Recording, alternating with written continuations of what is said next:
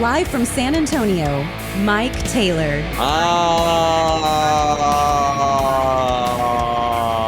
Yes. Oh, yeah, we're back again. It is a new pork day. For those that watch us or listen to us live, it is Wednesday, as the Mexicanos would say, miércoles. It is the midweek of the week. It is People I Want to Punch Wednesday. And it is Mike Taylor Live. All apologies for not being on the air Tuesday. And there's my first punch. DJ LG for shitting on the listener and deciding to do other things with his career. So we're back on today. It's good to be on with you here on People I Want to Punch Wednesday, presented by the Law Office of Orlando Kell, a wonderful lawyer in town, the official Law Office of Thunderdome, Orlando Kell. Who specializes in, well, everything. If you need an attorney for whatever type of jurisprudence issues you may be having, Orlando Kell is your guy. He is the man. And People I Want to Punch is presented by him each and every Wednesday at this time, and away we go. And I don't want to punch my Uber driver from yesterday, but I want to punch the creators of the Uber app yesterday. You Uber much, dude? I've Ubered a lot. We always do because I'm a drunk and I have to Uber a lot. How much you ride share? Not really, no. Okay, well, I've done it so many times, and I'm not technically smart.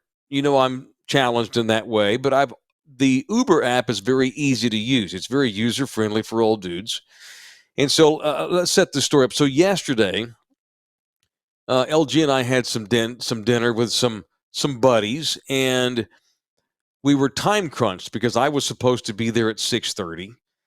And as it were, we had to go pick up Nina's son from football practice, and football practice ran a little bit late. No big deal. It's okay, because it happened to be halfway between our house and where we were going to have dinner. So I just thought, baby, don't worry about it. I'll just Uber from the school. Because hell, by the time we got back to our apartment, I dropped those two off, jumped back in the car, drove to our dinner. I would have been 30 minutes late. And so I figured, well, we're running late. Traffic's going to be crappy anyway, because it's like 5:45 at this point, 5:50. I just thought it'll be a lot more sensical if I just go ahead and Uber to the restaurant from here, since we're essentially halfway there. Then you can take your time getting home, grab the kids some dinner. Worked out great. No problem. So I called an Uber, and I was parked out front of the high school. And I was just going to get out of the car and kiss Nina bye and say, okay, bye, because her son had come out of practice by this point. It's like, okay, cool, you guys, bye-bye, have a good day. And she's like, no, you can't get out here. I'm like, why? You can't get out here. I don't want you to get out here. It'll look weird with you standing on the curb of a high school waiting on an Uber, because there were a lot of kids out there. So it just so happened that right when football practice ended, what was that? What would you call those girls? What was that? That wasn't gymnastics. Dance crew, like a choreographed dance team. Dance team. Yeah, dance team. Who knows? So they had come out, and they were kind of practicing and doing a bunch of moves in their little leotards there on the curb outside school, just hanging out. And I was just going to get out right there and wait for my Uber. Nina thought it would be weird to see some rando old guy standing there waiting on an Uber in front of a bunch of teenage girls. So I thought, well, okay. I just look like someone's dad, but whatevs. So we drive to another location, still at the school, and then I get out and I wait for my driver. And I'm already, whatever, waiting on the driver. And the driver's name was Guang, Guang. That ain't Texas, and that ain't Mexican. That's Guang. And I was reading. Okay, dude. Well, yes, he is a Chinese man. I read about, and LG can make those drops because he's, I think, part Chinese amongst all the other things he's part. And so Guang shows up, and I had typed in our restaurant. No big deal. I've taken 50 Uber rides in my life. He shows up, and I get in, and I immediately realize that his English is atrocious.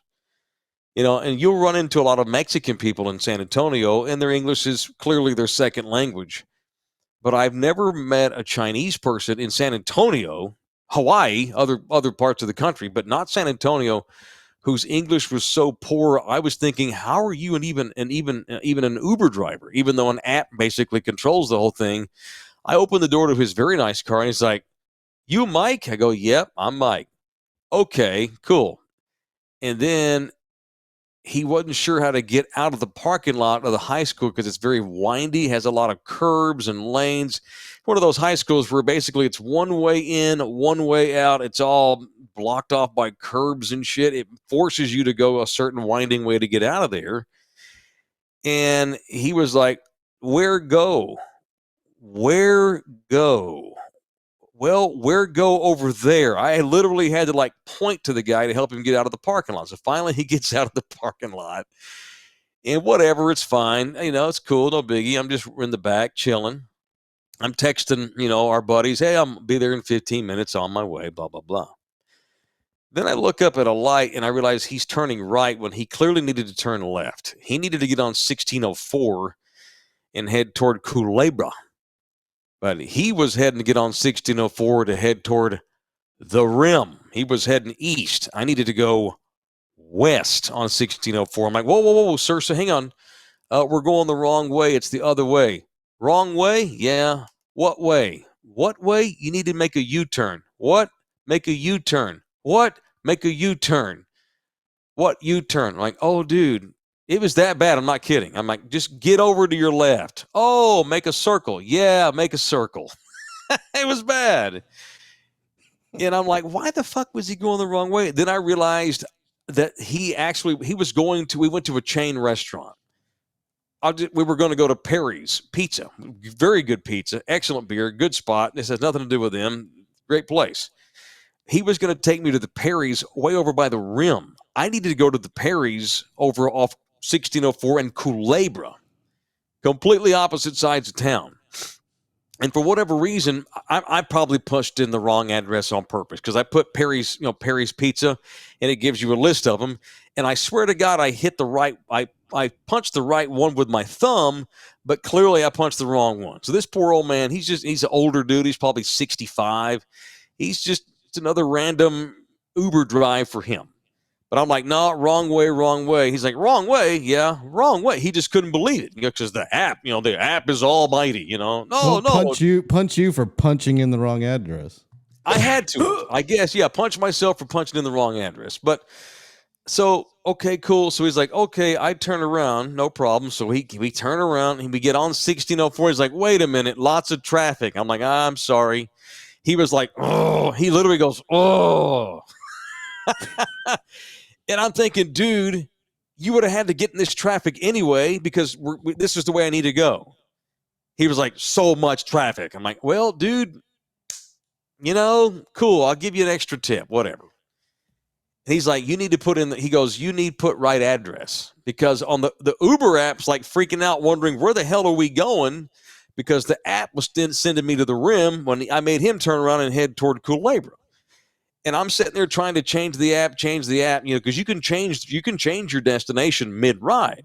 There's clearly an option to do that, and it wouldn't let me change it for some reason. And I'm like, it won't let me change it. He goes, you must. I'm like, he's totally freaking out. Like, it's like, Jesus, dude, do you never have any spontaneity in your life? I mean, gotta help your old lady when stuff don't work at your house. Good Lord. Okay, no big deal. I hit the wrong address. Now we're going the right way. Must change app. I'm like, dude, I'm gonna pay you. I'm trying. So finally, dude, I undo my seatbelt. He goes, no seatbelt on. I go, I want to show you something. So I scoot up and I reach my phone in front of him while he's driving. We weren't going very fast because we were butt to butt on 1604 in rush hour. And I go, look, I'm trying to change it. And I showed him, click, click, click, click, click there, click there. Okay. I go, look, it's not accepting it. He goes, again, he growled at me twice. I'm like, oh my God. And then he goes, and I go, it's just Culebra, exit Culebra, make a U-turn, and that's where I'm going. He's like, no, you get off now. I'm like, dude, no. Like, we're on the freeway. I'm not getting off. He goes, well, you go next exit. I'm like, oh my, are you shitting me?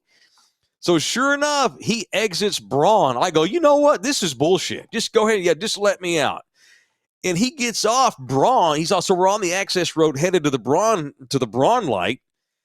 And he acted like he was going to pull over on the side of the fucking road where there was no businesses, no nothing. I was like, on the side of the access. I'm like, no, pull up there a little bit, dude. Drop me off at a place. He's like, I dropped you off Walgreens. I'm like, dude, oh my God. He was being a dick at this point. And so, yeah, punch him. It's my bad. I hit the wrong destination. But homeboy just dumps me off because he wasn't going to get paid, I guess. I was doing everything I could to pay him. I would have given him cash, but because the app got fucked up, this whole day was ruined because he must be this regimented dude or whatever. He dumps me off at the Walgreens right on the corner of the 1604 Access Road in Braun, and thankfully LG had not gotten to our restaurant yet and happened to be a couple of exits down. Where were you, like passing Babcock, I think, when I called you? Yep. I'm like, dude, come pick me up. LG's like, what? So I had to explain the story to LG. It was a fucking nightmare. So LG comes and picks me up. I get the Uber app customer service on the phone. And the dude's like, so I explained to him all that happened. And he's like, tell me the name of the driver. I'm like, I made it clear to the guy that answered the phone, I don't want Guang to get in trouble. It was a misunderstanding. There was a bit of a language barrier. Ain't my goddamn fault. I didn't, it's just America. But whatever, there's a bit of a bit of a language barrier. So it's not his fault. He got a little frustrated. He decided to drop me off. I'm not angry. I just want to make sure that I don't get charged this, because it had charged me $13 for the ride, $12 and change. And the guy's like, yeah, no problem. The app's going to send you a message later, and just click on that and we'll refund you the $13. And so it was just total ass whip. And I love ride sharing. I love Uber. I've never Lyfted. The only ride share I've ever used was Uber, and I've got the Uber app. I've used it for 10 years. It's great. I've never had any issues until yesterday. And it's not Guang's fault that I put the wrong deal in, but to yell at me and literally growl at me, twice, and then try to dump me on the access road of the fucking freeway. Punch that guy. Get your fucking shine box. Punch Guang, the Uber driver, for totally overreacting and turning a bad situation into a near fatal one, because I could have gotten slaughtered all by a car on the side of 1604. Who you punching, LG? Presented by the law office of Orlando Kell, if anybody today. I don't really have anyone to punch. I'm all good today, man. Are you stoned, bro? No, I'm just tired. I worked at 8. You know what? I'll punch Flow Sports. That's who I need to punch. Who the hell's that? That's the company I worked for the other day to shoot 12 freaking marching bands in a competition in Round Rock. An 18-and-a-half-hour shift. Okay. No joke. Got there at 6 a.m. and I was out of there at 12:30 a.m. Oh, did you get to eat and stuff? I mean, yeah, they fed me, but I also got a flat tire during all that as well. Oh, Jesus, man. So, yeah, punch them for not telling me that it was, not giving me any clue that it was going to be an 18-hour day. You showed up thinking it'd be like 8 hours. No, I mean, it's usually 12. I'm used to the 12, but 18, that's unheard of. God.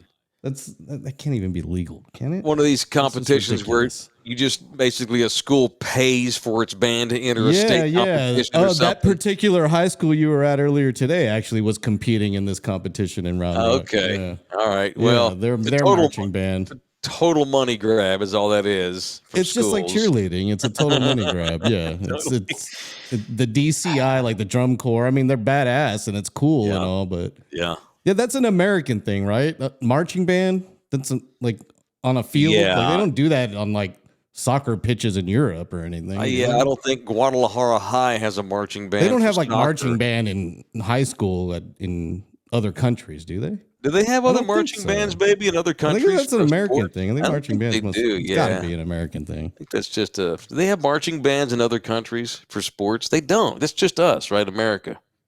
Okay, well, whatever. Well, anyway, it's total money grab. Well, punch them. So did you get paid by the hour as a flat rate, and that's why it's more pissed off because you work so long? It's hourly. Okay, but still, you're overtime, but still, yeah. Mm-hmm. Yeah, it's ridiculous. And I drove home that night at golly, dude. I left at 3:40 a.m. to get up there by 6, and then I left at 12:30 a.m. I got home by 2 a.m. Wow. Well, Yeah. was it worth missing a show and everything? Hopefully you got. I'm sure you made more money than you make on this shit. So Oh, okay. I'm sure you made more money than you make on this show. Well, yeah, that's. But you don't have to leave your house to do this show. It's great. So, what are you gonna do? That's the last time I'll be doing that. That's the last time I'll be doing the Texas Marching Classic in Round Rock, Texas. All right. Well, punch the makers of Flow Sports for misleading LG on the link of the day, but not the kids. We support the youth. If you want to join, there were some amazing performances. That's great. I'm sure there was. Because we're any and all things kids, and we're really going to be any and all things kids on Sunday at 11 a.m. On Thunderdome Field, bitches. How about that? This Sunday, we're going to go to Thunderdome Field up at San Antonio City Soccer's Speck Road location, 204 West Speck Road, way up near Bulverde. So for you Thunderdomers who live on the north side, not that you Southsiders can't go, it's just for you boys up on the north side of town, we're coming up to your way. We're going to be right there at the old Speck Road Soccer Complex, which is San Antonio City Soccer owned. And we're going to officially break in Thunderdome Field. They've had a couple of games out there already, but this is the official christening, the official dedication of Thunderdome Field, which happens to be field number 1 right there. The first field you see when you get there is Thunderdome Field, and we're going to go watch about an hour or so of a match there at 11. And then around 12 or so, we're going to all get in cars and we're going to caravan only a few miles up the road, maybe not even a few, maybe less, a place called Tejas Rodeo. It's a real big, huge venue for drinking, restaurant. They got TVs and stuff. We'll watch a little football and drink a couple of beers. So come out this Sunday at 11 a.m. We'll watch soccer at Thunderdome Field. Then we're going to go up to Tejas Rodeo for a couple of hours and drink a couple of beers there and just hang out. No shows, nothing. We're just going to hang out. This is, a lot of times we do remotes and y'all come out and we're so busy hosting the show, I feel like we don't interact with Thunderdome like we really should. This is straight up just chilling and drinking and shooting shit and hanging out and having a good time. If you don't want to go to the soccer game, no problem. Around 12:30, we're all going to go up to Tejas Rodeo. So meet us up there. If you just want to go to the soccer game and not go drink the beer, that's good too. So we're going to dedicate this field. It is our own Thunderdome Field at the San Antonio City Soccer Club Speck Road location on Sunday at 11 a.m. Okay, let's get into some football stuff. Did you check your DMs today, LG? I sent you a DM of men's. Called me. Check your Twitter. I'm going to talk Cowboys here for a moment. Check your DMs for some Dallas Cowboys Spanish radio highlights.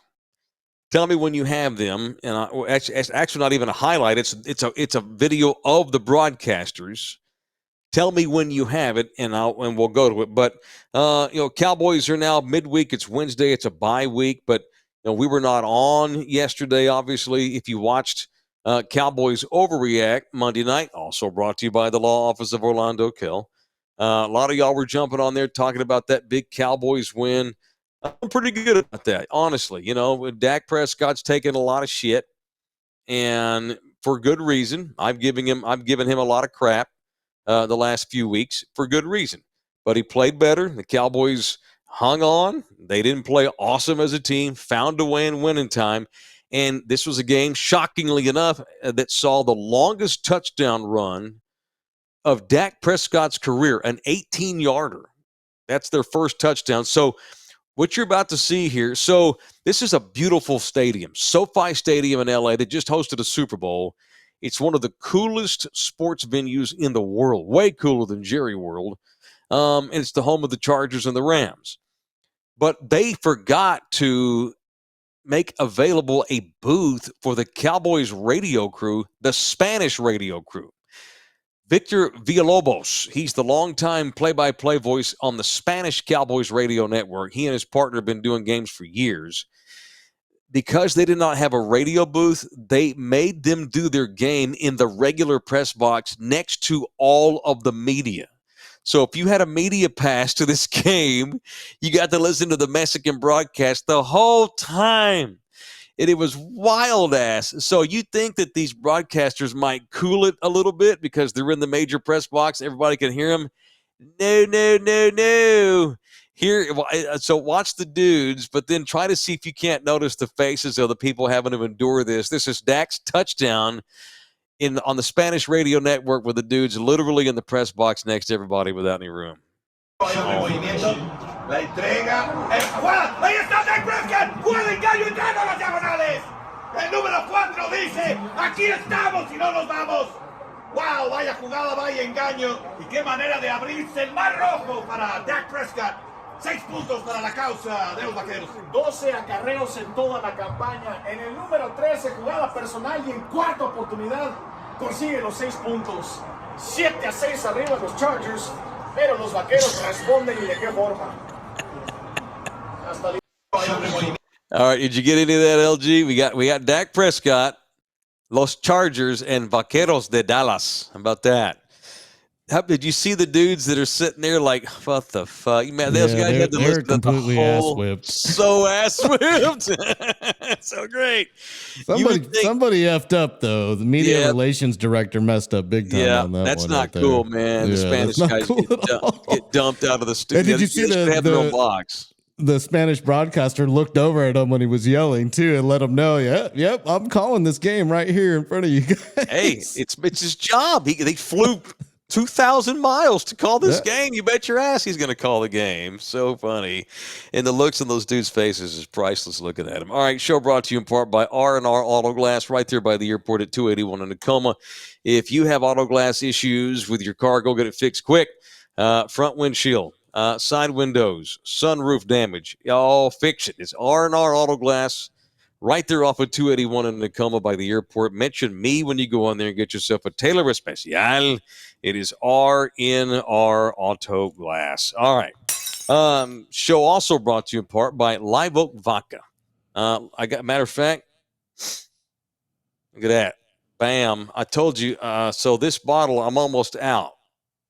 It may be time to go buy me some more stuff. Nice. I got about a third left of this thing. This is what the bottle looks like. They're beautiful. So they got the live oak trees, the Texas live oak trees on there. That is a nice looking bottle. I like that. It's very, it's not all tricked up. Doesn't have Snoop very Dogg classy. on the cover. Very classy. Very classy. I like the color selection as well. Yeah, it's beautiful. It's color of a tree. What is that tag up there? This right here? Yeah. Live Oak Vodka. Remarkably clean with soft expressions of wet stone and rainwater. Light kind of like this Douglas right here, fir. Yeah, Douglas fir and American oak are distinct, enjoyable, and very subtle. Follow us at Live Oak Vodka on all social platforms. Excellent. Highly recommended. It is the official vodka of our show, Live Oak Vodka. And if you don't think I consume our products, shit. I'm about to go I have to go buy me another bottle at some point because I've been drinking this lately. All right, so there's that. Okay, we don't have a lot of guests on this show, but Lawrence and I met a kid. I'm not calling him a kid. He's probably 40, late 30s. We met a guy earlier this summer, and he is from Bernie, and his name's Cælen Walker, and he did several tours of duty in Afghanistan and Iraq. When he retired from service, he went into one of those overseas security gigs, so he spent a lot of time overseas in war zone. And when he got home, and we're going to talk to him here in a second, when he got home, one of his coping mechanisms for reacclimating to being back home, trying to get normal. He's not crazy. He's a normal dude, although he says he's got a dark head. There's dark things in his brain. He decided to start writing a series of books. And the books are basically about the apocalypse, the world coming to an end, and how many people in the United States are not prepared for a snowmageddon or the grid to shit the bed. And so if we ever did have like some sort of extended time where the country was shut down, many of you some bitches would die. So it's a story of a random guy having to figure out a way to survive, take care of his family. And the name of the book is First Rising. And Cælen is a Thunderdomer, and he's going to be doing a book signing in Bernie on Saturday from 9:30 to 1 at Black Rifle Coffee right there on Main Street in the main drag of downtown Bernie. And it's Cælen Walker, who we decided to interview. And yeah, It's me and Cælen Walker talking about his book and his experiences overseas on Mike Taylor Live. It's funny how you wind up meeting people. So some wacky listener, aka a thunderdomer, who I don't know if this guy named Leo, I don't know where he lives, but he's always getting loaded. Where's the bar we met at, Cælen? What's the name of that? I always forget. Silver Fox. Silver Yep. Fox. So it's been there forever. It's a little hidden gem up right there at the Dominion. Not that it's not all just millionaires; it's millionaires and hundredaires in there. And I had never even been to Silver Fox until this year. And then all of a sudden, a guy called Leo, who's just a stalker listener of ours, he reaches out and he's like, "Hey, man, I want you to meet this dude." And so me and LG go and meet this dude, and that dude wound up being you. And because he had a cool, I guess you guys know each other, and he wanted me to meet you because you're writing a book, or you've written a book, and you're hoping not hoping, you want to turn this thing into a series. And so I just, we don't have a lot of guests on this show, but when I do have one, it's only because it's an interesting person, and I thought you might have an interesting story. And I also like just supporting dudes doing cool stuff in the area. And this is Bernie's Zone, right? You live technically in Bernie, Cælen? Technically, yeah. My address Okay. is Bernie, and I'm close to Leon Springs. Okay, right on. Okay, all that area up there. So Cælen has a book out, and he's got a signing coming up, and I wanted to pimp it, but I wanted to have him on and talk about the story too, because I just like having guys on, because we're going to delve into your psychology here a little bit. I don't know if you've ever had. Did they offer therapy when you were enlisted? Dark in here. It's dark. You might want to bring a light. Well, see, that's why you write books like this, man, to kind of like subliminally get it out of your system, not to make light, but for real. So this book's called Frost Rising, but not to make light at all, but it's cool to have men sit down and talk about, and I don't know how much of what you've gone through in the military had influential wise on writing this book, but I have to imagine some. Like you said, it's dark in there. So did writing this book help bring some light to the darkness, so to speak? Well, so yeah, I was in the military. I did multiple tours, Iraq and Afghanistan, 04 through 08 and beyond. So I did a little bit of the private military stuff afterwards, like the Blackwater, triple canopy, all that kind of stuff. And it got really, really dark, really dark in there. And a buddy of mine, I used to write short stories, 10, 15 pages long. Mm-hmm. And a buddy of mine would read them. And finally one day he was like, "Hey, how about you quit being a bitch and actually write a book?" And so with that kind of challenge, I mean, what else am I supposed to do? Like he pretty much laid it out for me. So I wrote the book.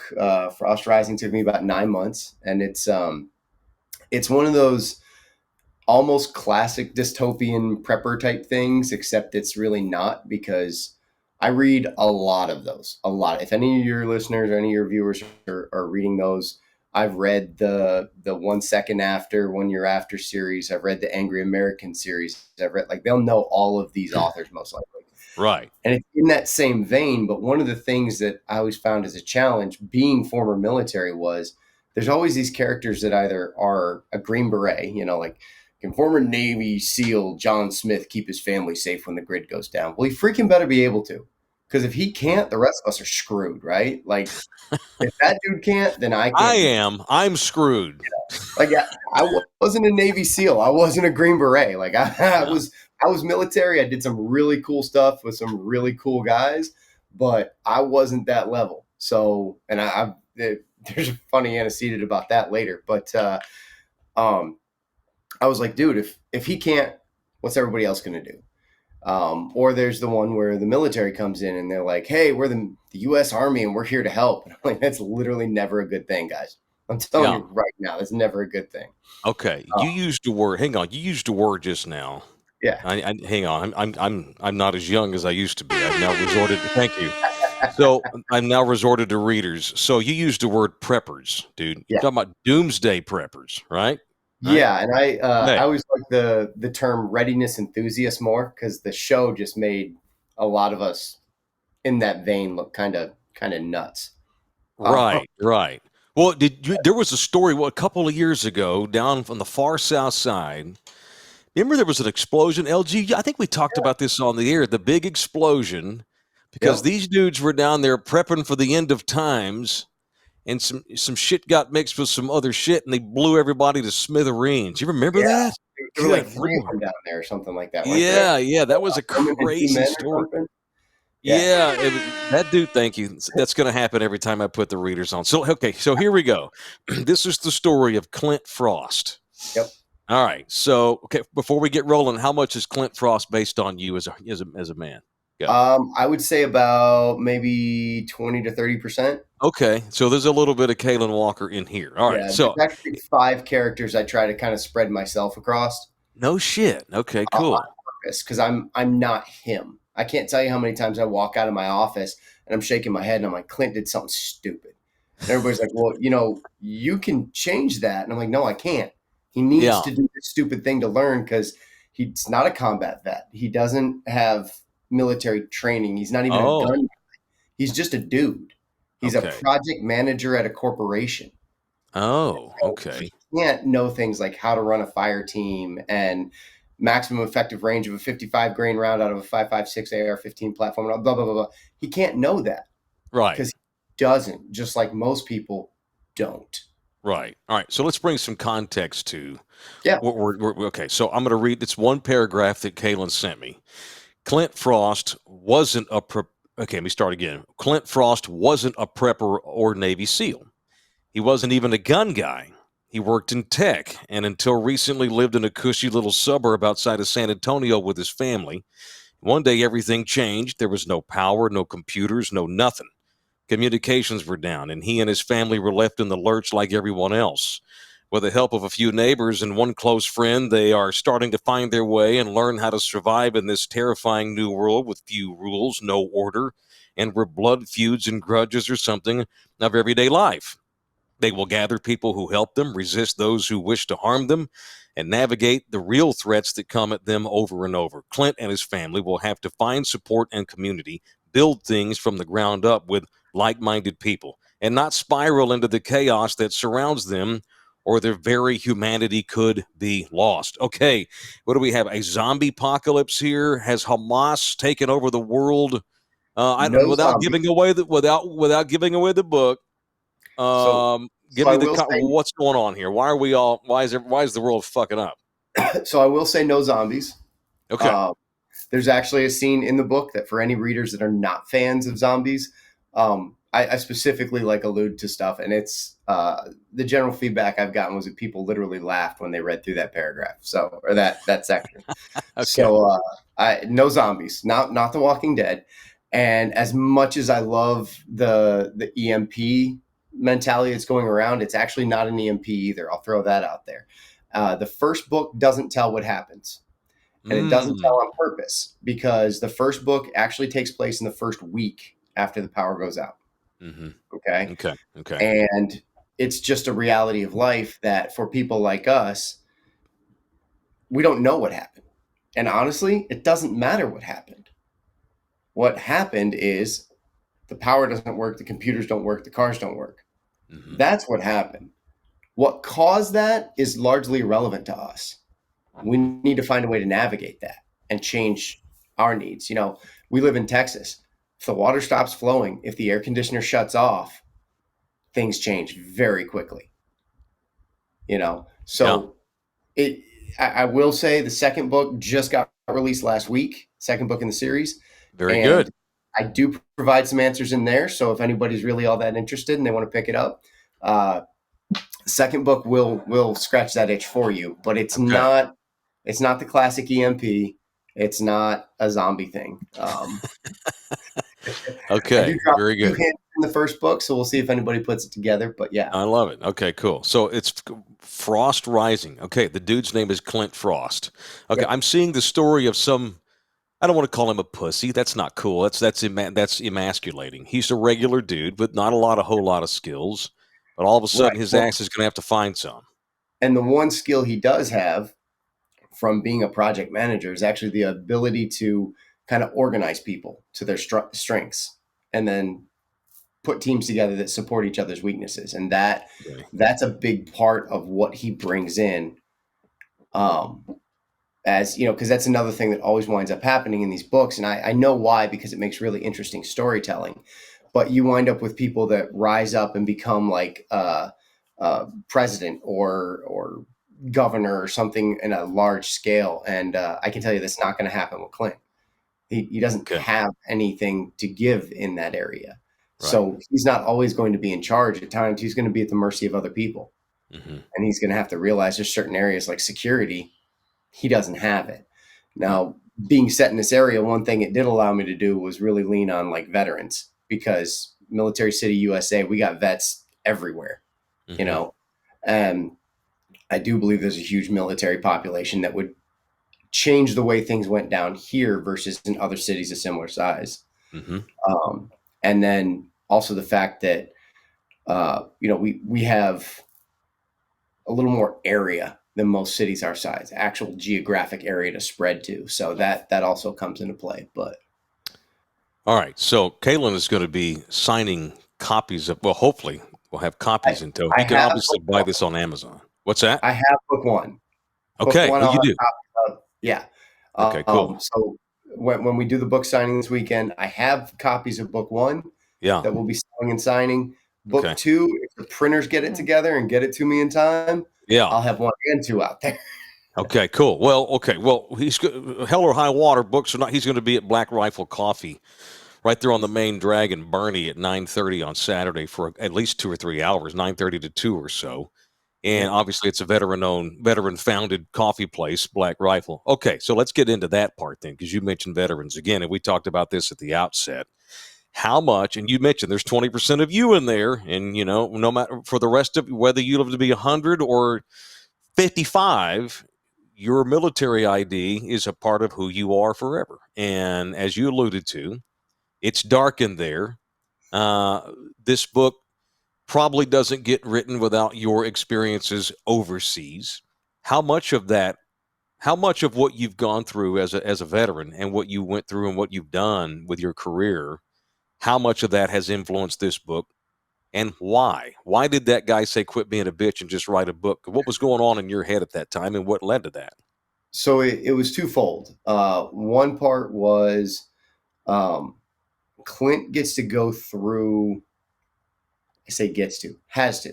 He's cursed with going through the evolution that I saw so many of the young soldiers that I was in charge of, and so many of the friends that I had, and myself included. I'm not above this, but go through this evolution of like, wow, I shot somebody. Like, wow, I got shot at.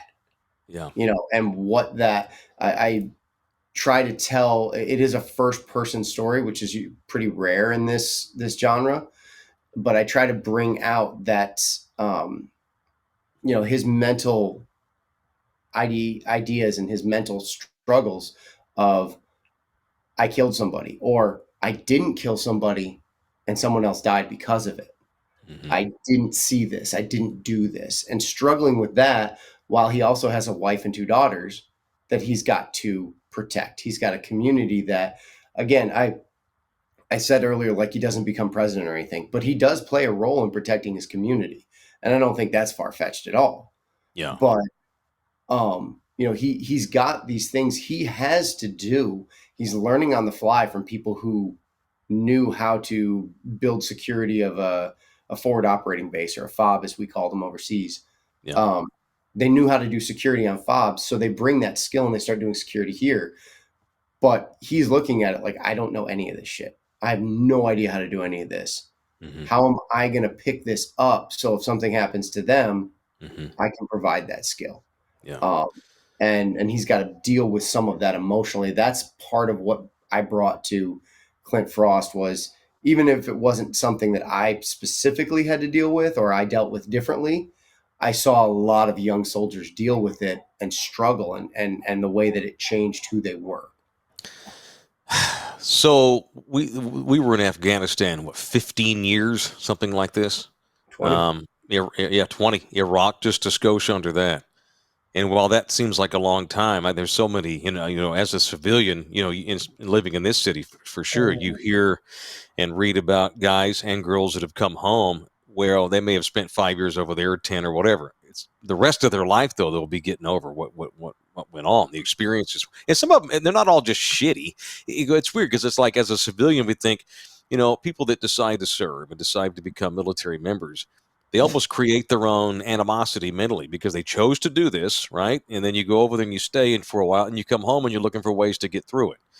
It's almost like you create your own animosity, but that's okay. That's part of the job. You probably knew that signing up, some of you guys, but not all of you guys did. People sign up and decide to go into the military for all kinds of reasons. And so I think that's probably led to a lot of, there's people that come home and there's coping skills that they don't have, maybe mentally, So it's weird because while Clint, the character, and kids that you worked with, like you said, that worked under you over there, needed to find some coping skills physically, the middle part was massive as well. That all went hand in hand. It wasn't just, I need to learn how to set up a tent and build some shit out of clay. You guys went through some shit over there, and I guess the question is, I'm making a comment here. I'm just reacting to what you said. I don't want to pigeonhole this book and who wants to read it, but I do think maybe in a way, knowing that a guy like yourself wrote it, I think it could probably help others that did do time over there, So that was it did time over there. I love that. Because it's not an accurate. It's like a prison. I'm sorry. No, I truly love it. It's not you did. But the other side of it is, a lot of people in the States, and I think this is and I love my country. I've that there's no doubt about. But a lot of people in the States have this idea that, like, well, if that happened, I'd be fine. And I'm like, I've got really bad news for you. Our population is going to half in about 2 weeks tops. There are different opinions on it. Some people will tell you as quick as 4 days. Some will say it's out to a month. I'm going to tell you my personal opinion, about 2 weeks. And we're going to go from whatever we're at, 317 million or whatever's in the U.S., we're going to be down a hell of a lot closer to 100 million right quick. Well, that's fun. That sounds great. Well, and it's just a fact. You look at Snowmageddon that hit San Antonio 2 years ago. Yeah. Almost 3 years ago now. But as soon as the roads covered with ice, there was no way to get salt or sand or anything that the Northeast has, or the northern part of the country. Trucks shut down. Places like H-E-B, if they could get somebody in to open the store, they didn't have produce. They didn't have milk. They didn't have eggs. They didn't have half of the stuff on the shelf was sold out and gone. Yeah. And we're not even talking the COVID pandemic. We're just talking snow and ice. And it's because cities run on a 72-hour schedule. If they don't get resupplied in 72 hours, they go bare. So now let's expand on that and say, okay, 72 hours without anything, another 72 hours with nothing. At what point do you hit, it's time to start kicking in my neighbor's door because they don't have kids? I do. I need something to put in their stomach. I'll go a really long way to help other people out. I will bend over backwards, shirt off my back. People that know me will tell you that. But then on the other side of it, if my kids are starving, I'll take food off your plate. That's my kids. Sure. And that's how most people view it. And rightly so. That's a biological, pre-programmed mentality that we have, is to care for our young and our offspring. But so that's where I look at it and I say, unfortunately, I don't believe 24 hours after the lights go out, we will go Mad Max. My personal opinion, because God forbid the lights turn back on, then when you kicked your neighbor's door in to steal soup, that's called murder, and it's widely frowned upon in the U.S. You're going to wait a little bit longer than 24 hours, but eventually people are going to realize that it's not coming back on. Okay. I absolutely hate the Brad Pitt movie World War Z, except for one scene. There's one very specific scene where he's in the supermarket and he kills the guy, and a cop comes towards him and he gets on his knees and holds up the rifle over his head, and the cop runs right past him. Wow. That scene is reality. That is what will go down, in the sense that at a certain point, cops are no longer cops. They're fathers and husbands and brothers and sons and friends, and they're going to be with who they're going to be with. Now, that's not 8 hours in. That's a week in, sure. Mm-hmm. but eventually it's going to happen in that world. I'm Yeah. not. By the way, I'm not saying any of this prophetically, like, oh, because so and so wins such and such that's not what this book is about at all. Yeah. And that's not how I feel about it. I'm just saying we in the Western world, and this is another part of what drove writing this, in the Western world, we live on such a thin fiber optic type of line between stability and instability. We've Yeah. seen that 1,000 times with riots and everything that's happened lately, natural disasters. When the last hurricane hit Florida, 4 days, most people were starving, out of food, out of water, and had basically nothing to their name in 4 days.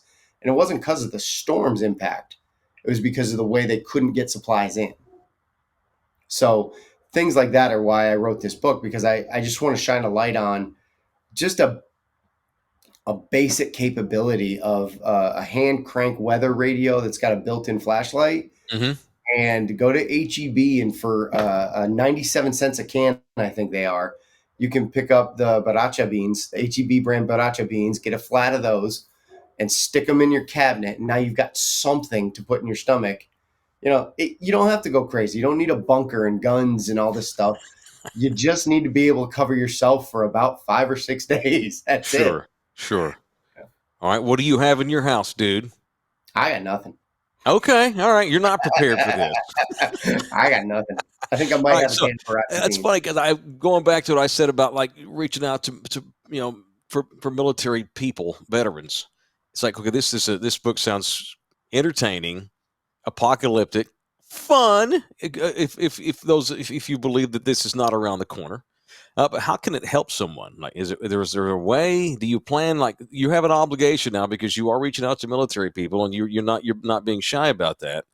Yep. Is there a way that it could be cool for someone who may be served to read this and come out thinking, okay, cool, everything's great, or is it just an escape for entertainment? So it's primarily an escape for entertainment. There are a couple of things with it that, first of all, one thing that carried over very much is the military sense of humor. Some of us have very, very dark, very, very sharp wit, and Love it. That's in there. Absolutely, it is. There are military characters that just run each other down one side and up the other. So that is there, and that becomes very familiar for us, I think. But the other side of it is, it shows that there are things you can do that you can start building into your community. There's some characters coming up in the second and third books, because the third book's already planned. It's not out yet. I've started on it. Oh boy. The third book has some characters that were ready. They did build out teams, and they did build out this group within society where they weren't running off to a bunker in the middle of nowhere, but they were at least building skill sets and building out small supply sets to be able to actually make it through something like this. Mm-hmm. And going from there. So that's going to be part of it too, that I think will eventually help them. For the non-military, non-prepper group, the books have a knowledge center at the back. So if you are reading through this and you're like, because I actually got this from somebody that I trust very much in my family. She read through the book. She's older. She's in her mid 60s. And she said, I read your book, and the very next day I went to Costco and I bought 4 canned hams. she's like, I have nothing. And it dawned on me, like, if this happened, I have nothing. So what does it hurt to buy a couple of canned hams and a couple of the big 1-gallon jugs of water and stick them in, exactly what I was talking about. Right. There's a resource guide in the back of what certain terms mean, how to do certain things like distilling water and preparing meat and things like that. Mm-hmm. The second book has a recipe in it for pocket rolls, which is very old. It goes all the way back to wagon train days. These rolls that they would make, or they would bake in a Dutch oven, and then they intentionally got kind of hard on the outside, so you could stick them in your pocket while you walked. And when you got hungry, you just pull one out and start chewing on it. I'll be damned. Things like that are in this, that also separated a little from the rest of it, that you're not just getting a fiction book that hopefully is enjoyable. I mean, I think it was enjoyable. I wrote it. But you're also getting kind of a manual of arms and what to do in these areas. So, yeah. All right, dude. Okay. So look, this show is on a Wednesday. And so we have a theme on this show every Wednesday. It's People I Want to Punch Wednesday. Not for real, hypothetically speaking. Why not for real? Okay. If you could punch someone in the world in the face right now and get away with it, who would it be and why? The knucklehead in charge of Hamas. I'd get right a hold of him, and I have no bone. That's an easy one. Yeah, very good. The hard part there would be stopping. Right. Are you done serving, man? Are you done in the military? Because you're not an old man. No, I'm not an old man, but I tell people it's not the years, it's the miles, and I am a high mileage vehicle. Okay, very good. Okay, good. All right. I am done. I'm out unless things get really, really nasty, in which case there's always the recall. But yeah, generally speaking, we've got to go full on World War III, the war were declared type thing, and then we could talk. But no, I'm out. I not in that world at all. And okay. While I do have my 9 to 5 that I love, especially if my boss is watching this, I love my job. But I would love to see this take off a little bit too. Like I said, I'm on the second book. Third one is in planning stages. Awesome. And I have high level outlines for 8 books total in the main continuity, plus a bunch of side quests and a couple other, like one spin-off series with one character that's a lot of people really like that I've got plans for. So yeah, awesome. There's a lot going on this. Dude, I have a lot of respect for smart guys that write books, and especially guys that have the imagination and the creation that you have in that head. And I appreciate you putting it on paper, Holmes. That's really cool. So, all right, Cælen's going to do a book signing of the first book, Frost Rising, Saturday in Bernie at Black Rifle Coffee on Main Street from 9:30 to 2. All right, man. Thank you very much. I appreciate it. Okay. Thanks for having me on, Mike, and I appreciate it. All right, it's a good dude. The book signing is on Saturday, 9:30 to 1 at Black Rifle Coffee on Main Street in Bernie. That's a good man right there, and he has busted his butt. I love dudes in our city that have hustles, that put in the work to do something cool on their own. And, we don't have a lot of guests on. But this is one of those guys, when we do have a guest on, unless it's, Jeff Traylor or Dak or something, it's going to have to be someone that is an interesting cat doing really cool stuff, like the world's strongest Latino man. Again, that's a guy out busted his ass doing something on his own, trying to do something outside of the box because he's passionate about it. And Cælen Walker's super passionate about his book series, and so I want to thank him for coming on. And I'm going to read his book for sure, no question, because I'm out of books. I need a book to read these days. I've not read one in a couple of months at this time, and I think I'll read Frost Rising by Bernie's own and Thunderdomer Cælen Walker. All right, that's it. We're done. Thank you, boys. Thank you so much to DJ LG. Thank you to me for being me. And all you Thunderdomers, I just want to thank you for what you've done to your bodies. Thank you, Harv. We'll see you boys in here tomorrow for Fart Drop Thursday on Mike Taylor Live. Late.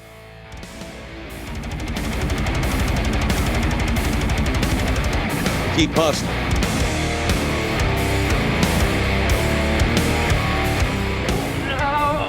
Come back, you puppy! This program was made possible by contributions from viewers and listeners like you. Thank you. We're living in a society. This is a Frost Bound.